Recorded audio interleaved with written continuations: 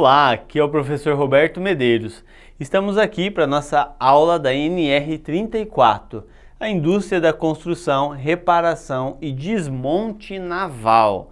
Então seja bem-vindo a mais essa aula, pega o seu papel, pega a sua caneta aí e vamos que tem muita coisa interessante para a gente dar uma analisada aqui. Nós falamos nas outras aulas já sobre NR26, NR29, NR30 e agora a gente vai entrar um pouquinho nesse assunto da NR34. Então, o que é a NR34, professor Medeiros? Ela vem falar pra gente, ela traz atenção ao quê?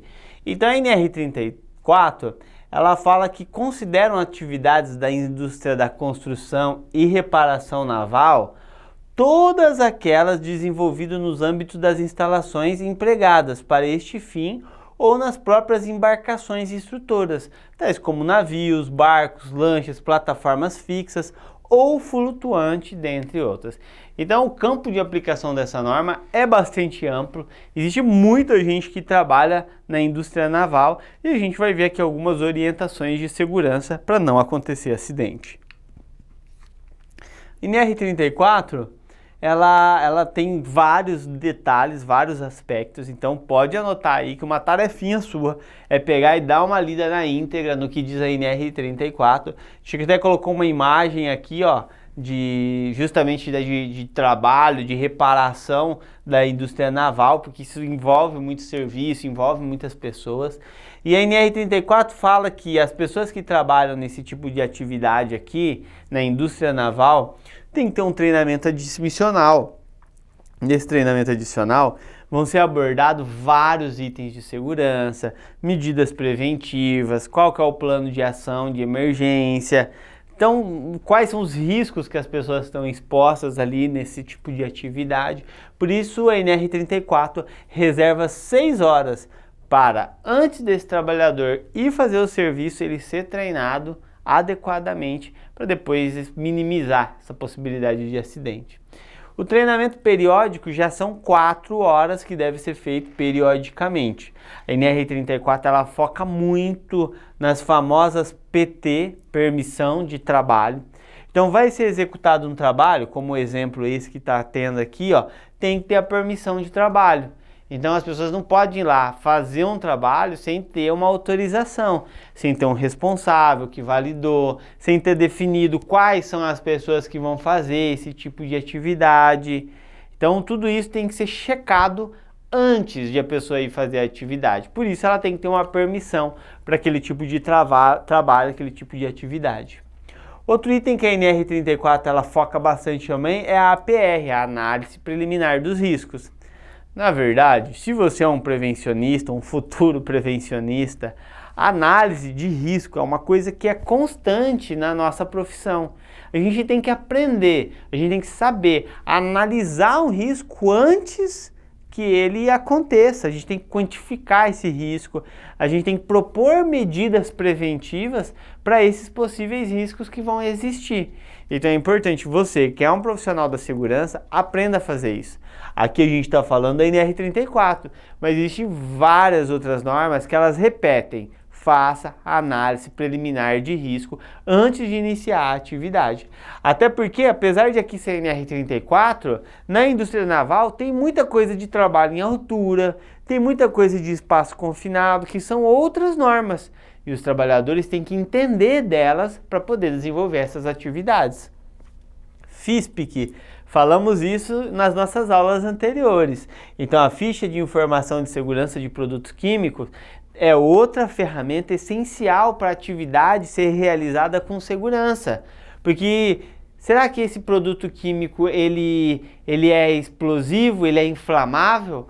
Como é que eu vou fazer um tipo de trabalho desse com solda, ar quente, se o produto é inflamável? Quais serão as medidas de prevenção que eu tenho que implantar, que eu tenho que instalar antes disso, para não ter nenhum acidente? Então isso tudo tem que ser previsto antes e tem que ser analisado pelo setor de segurança, pelas pessoas que vão desenvolver essas atividades. E ainda a gente tem o programa de resposta à emergência. Então a NR34 fala muito disso, porque ninguém sabe quando os acidentes vão acontecer, o que pode acontecer exatamente ninguém sabe. Então a gente já tem que estar previsto antes, com com esse planejamento. Para quê? Para se acontecer alguma coisa, opa, minha resposta a essa emergência é essa, é X, é Y, é Z. Então isso tudo tem que estar previsto antes, tá? Olha só, NR34, de um dos vários itens de segurança, a gente fala sobre pintura.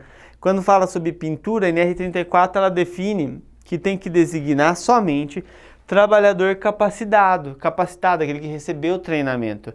E o treinamento inclui os itens de segurança. Tem que se emitir o quê? Que a gente acabou de falar lá, APT, em conformidade com a atividade a ser desenvolvida. Então, se você vai fazer aquela atividade, tem que, trabalhador tal, tá autorizado a fazer a pintura de X, Y, Z. Ele vai usar os equipamentos X, Y, Z, com as medidas de prevenção tal e tal e tal. Então, isso tudo tem que estar previsto antes, tá? E ainda ela fala que deve impedir a realização de trabalhos incompatíveis nas adjacências. Então, de novo, tá? Às vezes você vai fazer uma aplicação ali de um produto que é inflamável perto de alguém que está soldando, não tem como. Então isso tudo tem que ser analisado caso a caso. Tem um monte de pessoas ali que estão fazendo um serviço e eu tô aqui com um produto químico fazendo algum tipo de aplicação. Todo esse odor vai para aquelas pessoas lá e pode contaminar elas. Então é incompatível, não dá. Isso tem que ser analisado no detalhe. Tem pessoas trabalhando lá embaixo e eu estou fazendo algum tipo de trabalho em altura aqui com risco de cair alguma coisa na cabeça delas. Não pode. Então tudo isso tem que ser analisado com antecedência. Ainda na pintura, deve ser demarcada, sinalizada e isolada a área onde vai ser executada essa atividade. Deve ter uma iluminação adequada e a prova de explosão. Então é importante aí entender isso, que não é simplesinho, não qualquer tipo de iluminação que pode ser utilizada. E aterrar a bomba empregada no sistema de pistola pneumática. Então é comum, né, pistola pneumática para pintura nesse tipo de atividade da indústria naval, e aí tem que atender a esses requisitos quando for fazer algum tipo de pintura. Ainda as tintas devem ser preparadas em local ventilado, pré-estabelecido por quem? Olha aqui, PT, a gente já falou sobre ela lá, e delimitada por dique de contenção. Se tiver vasilhame, os vasilhames contendo resíduos de tintas ou solventes, ele deve ser armazenado em local protegido, ventilado e sinalizado. Então são detalhes aí importantes com relação à pintura.